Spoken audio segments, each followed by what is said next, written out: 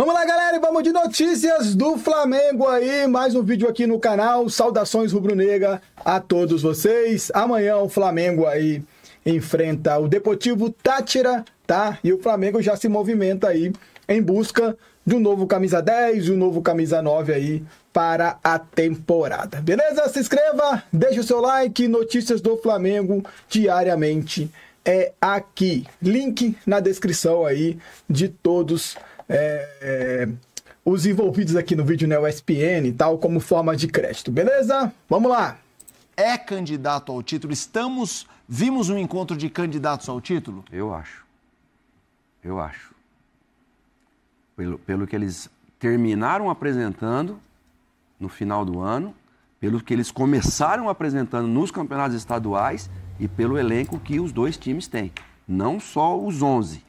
Mas o elenco que os dois times têm. O Inter talvez um pouquinho menos o Valência só foi entrar depois, né? que o Flamengo. Mas mesmo de elenco. Mas mesmo, e digo mais até lá na parte de trás. Mas esse menino Bernabé que a gente citou, Alan Patrick, o time é muito bom. O time é muito bom. Borré, Valência, Fernandinho. Você tem, do meio para frente, tem muita gente. O Fernando no meio campo dá uma sustentação. Um Fernandinho. O Bruno Henrique jogou, voltou a jogar como no tempo do Corinthians, como no tempo do Palmeiras, de segundo volante. Sim. Porque o Fernando dá ele essa sustentação. E aí ele pode jogar. E ele sabe bater bem de fora da área, um jogador que tem até alguma criatividade. Eu gostei muito do Internacional.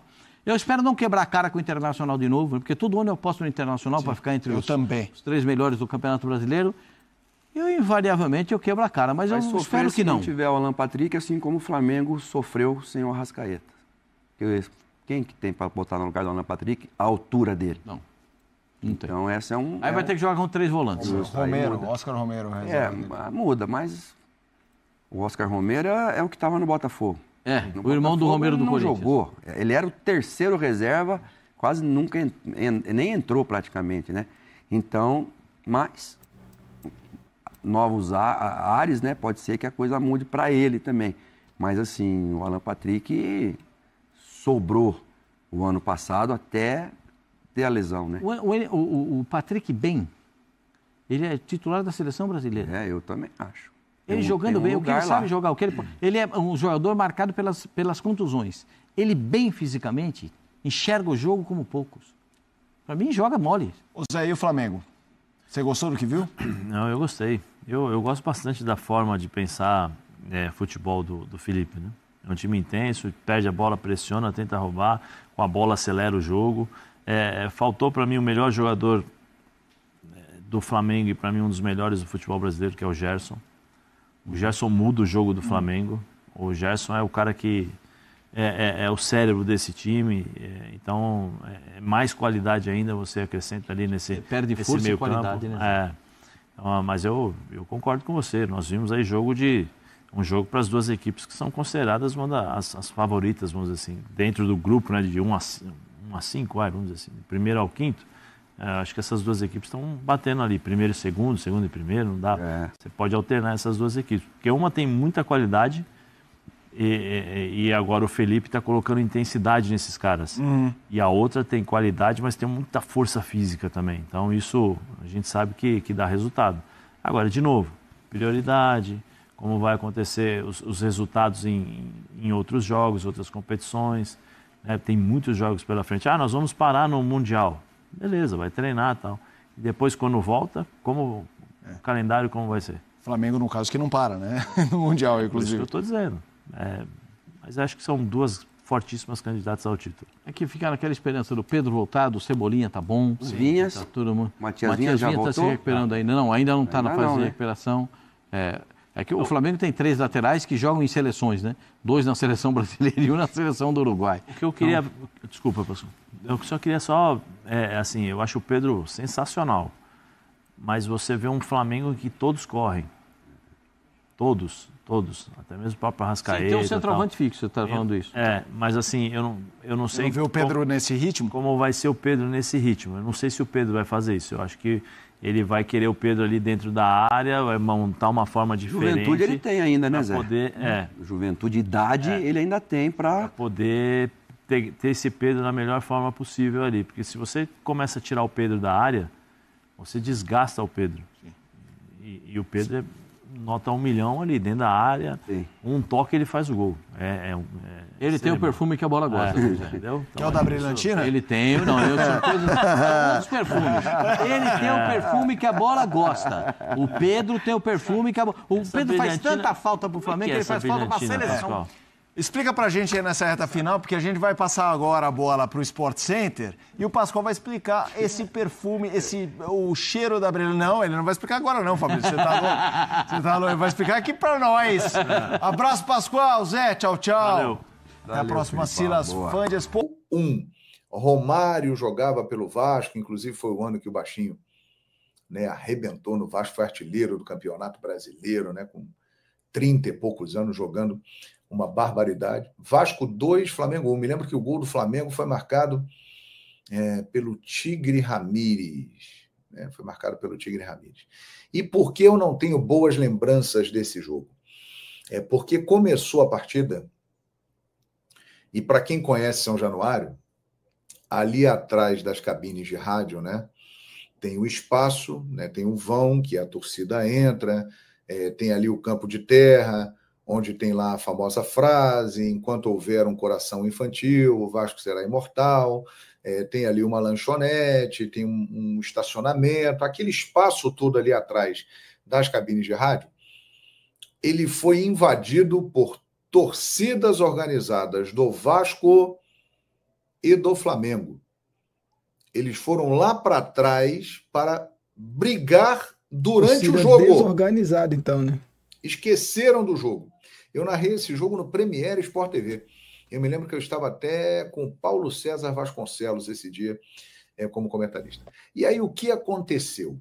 O jogo foi num sábado à tarde, ali as cabines no alto, a Baía de Guanabara logo atrás, muito vento, e a polícia foi para o meio da briga para separar o confronto das torcidas organizadas de Vasco e Flamengo atrás das cabines de rádio. E aí a polícia fez o quê? Bombas e gás de pimenta. Aí aquele gás, com o vento da Baía de Guanabara, ele subiu. Ele foi para a cabine. E foi difícil de trabalhar, cara. Porque a gente não conseguia falar direito. Gás de pimenta, os olhos ardendo, a garganta pegando fogo e a gente tendo que trabalhar naquela situação. Então essa foi uma lembrança também muito forte que eu tenho de São Januário. Esse dia, o ambiente foi muito tenso, mas muito tenso. E aconteceu isso que eu estou relatando para vocês. Quem estava lá em São Januário nesse jogo vai se lembrar, e vários companheiros de imprensa também. Inclusive, o jogo terminou, o Vasco venceu por 2-1, mas foi difícil para sair do estádio, demorou bastante tempo, muita briga ali no entorno. Aí chegamos, né, no jogo de agora, né, 2017. Antes nós tivemos pelo estadual um jogo em 2016, Vasco 1, Flamengo 0, e o último com público em São Januário, Vasco 0, Flamengo 1. Dia 8 de julho de 2017, gol do Everton. Foi uma selvageria. Quebraram esse estádio todo aí, jogaram cadeira para o alto, botaram fogo, apedrejaram, foguetório, confusão do lado de fora. Foi uma loucura. São essas as minhas lembranças de Vasco e Flamengo em São Januário. São lembranças de um clima muito tenso e de violência. Não dá para fugir disso.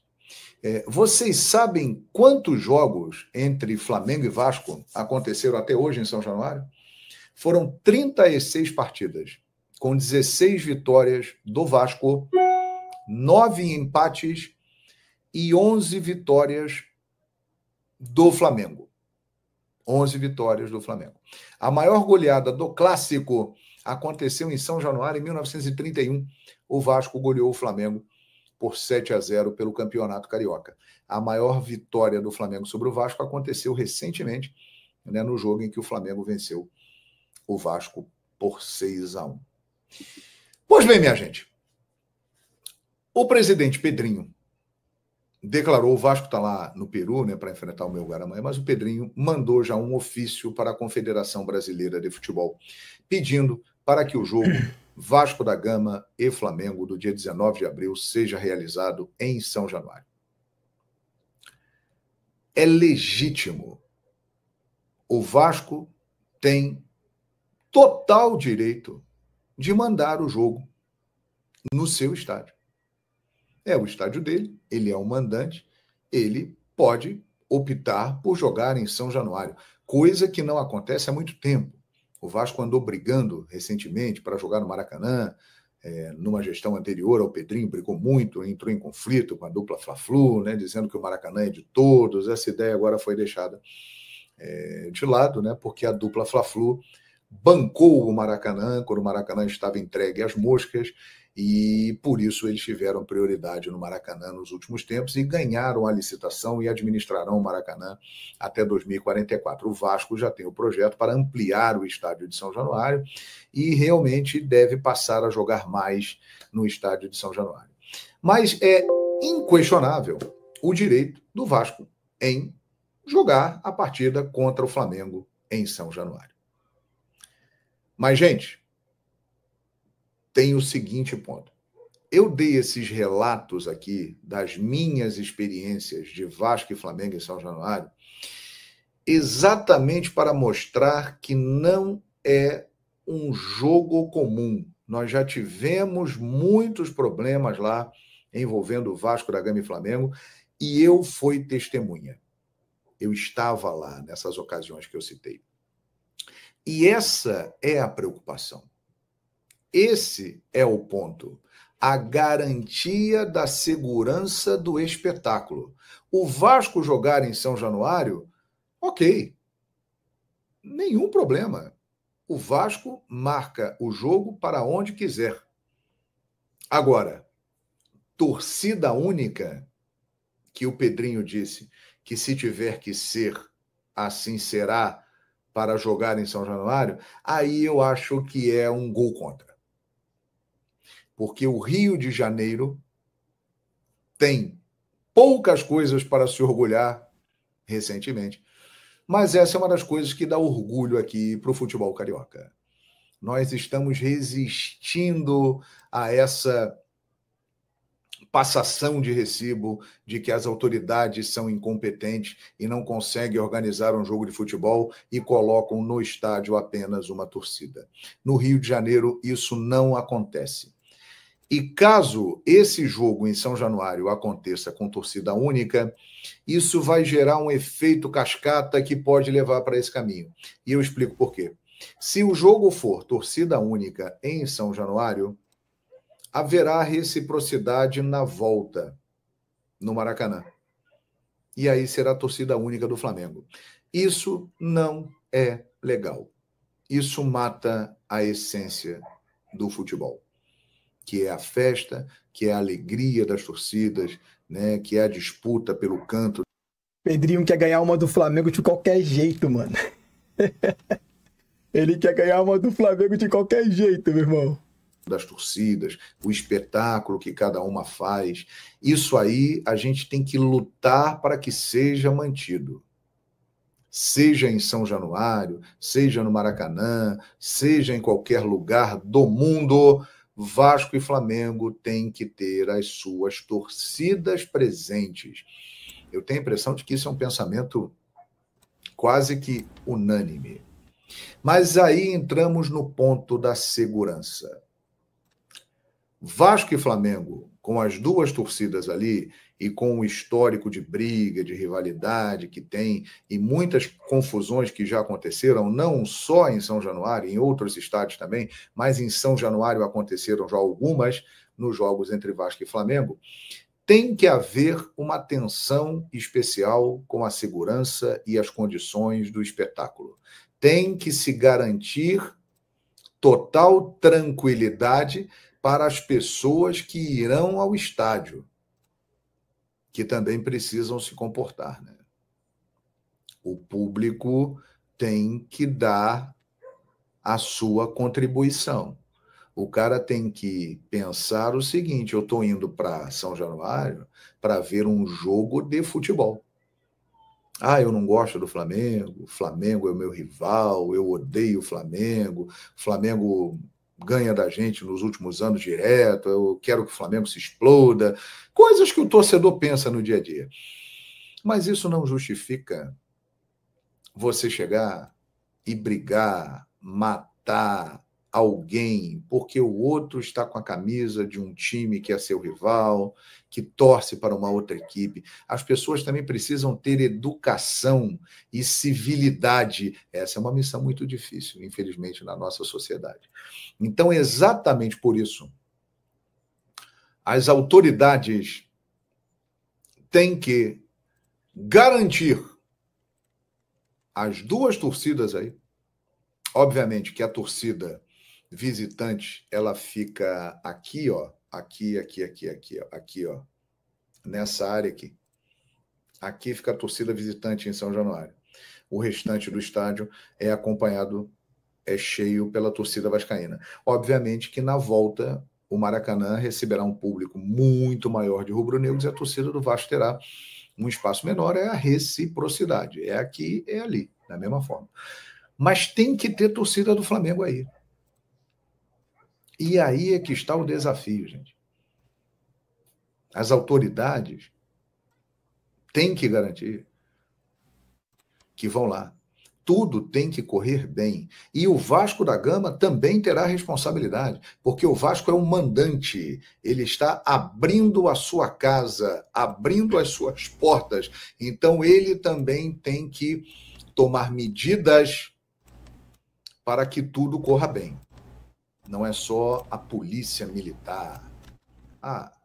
Joga tudo lá para o BEP, o Batalhão Especial de Policiamento em Estádios, e deixa rolar. Não. O Vasco também terá responsabilidade, porque o Vasco é o mandante. Então, ele também está abrindo a sua casa para receber um time, para receber gente, então ele também terá responsabilidade. Esse é o ponto.